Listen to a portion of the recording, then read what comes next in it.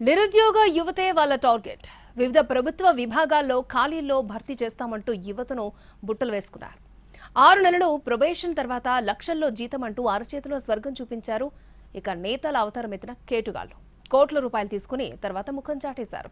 Scene reverse అయ్యేసరికి కాళ్ల బేరానికి వస్తున్నారు. పశ్చిమ గోదావరి జిల్లాలో ఉద్యోగాల పేరుతో జరిగిన మోసానికి రాజకీయాలతో లింక్ ఏంటి? టీడీపీ జనసేన మధ్య cold వార్కు కారణమేంటి?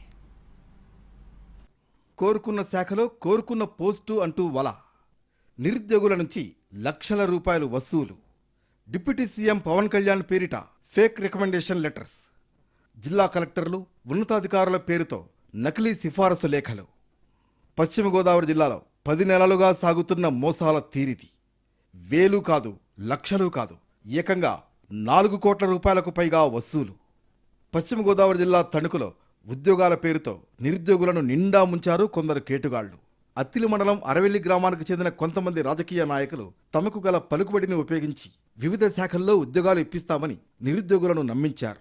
Police, revenue, civil supplies శాఖల్లో ఉద్యోగాలు ఇప్పిస్తామంటూ ఒక్కొక్కరి నుంచి 3 లక్షల నుంచి 15 లక్షల రూపాయల వరకు వసూలు చేశారు. ఇలా 50 మంది నిరుద్యోగుల నుంచి 4 కోట్ల రూపాయలకు పైగా కొల్లగొట్టారు. కొందరికి నకిలీ అపాయింట్మెంట్ లెటర్లు కూడా ఇచ్చారు. దీంతో వాళ్లంతా విధుల్లో చేరేందుకు సిద్ధమవుతున్న సమయంలో విషయం బయటకు పొక్కింది. తమకు ఉద్యోగాలు వచ్చినట్లు కొందరు నిరుద్యోగులు తమ సిఫారసు లేఖలను సోషల్ మీడియాలో పోస్టు చేశారు. దీంతో భారీ మోసం వెలుగులోకి వచ్చింది. తాము మోసపోయిన విషయాన్ని గ్రహించిన కొందరు బాధితులు అరవెల్లిలో డబ్బులు చెల్లించిన కొంతమంది టీడీపీ నేతలను నిలదీశారు.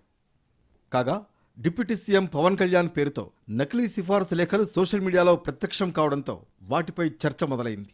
అయితే మోసం చేసింది ఒకరైతే తమ పార్టీ పరువును ఎందుకు తీస్తారంటూ పోలీసులకు ఫిర్యాదు చేశారు కొందరు జనసేన నాయకులు.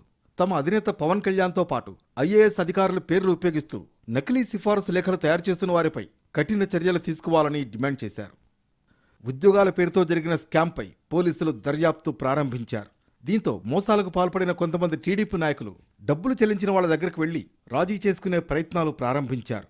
చెక్కులు, హామీ పత్రాలు ఇచ్చి త్వరలోనే డబ్బులు చెల్లిస్తామని భరోసా ఇస్తున్నట్లు తెలుస్తోంది. ఇలాంటి పరిస్థితుల్లో బాధితుల్లో చాలామంది బయటకు వచ్చేందుకు నిరాకరిస్తున్నారు.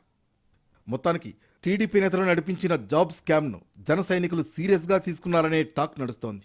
ముఖ్యంగా పవన్ కళ్యాణ్ పేరుతో దుర్వినియోగం చేయడాన్ని సహించేది లేదంటున్నారు. ఇది టీడీపీ జనసేన మధ్య కోల్డ్ వార్కు దారితీసింది. ఈ వ్యవహారం మున్ముందు ఎలాంటి మలుపులు తిరుగుతుందో చూడాలి.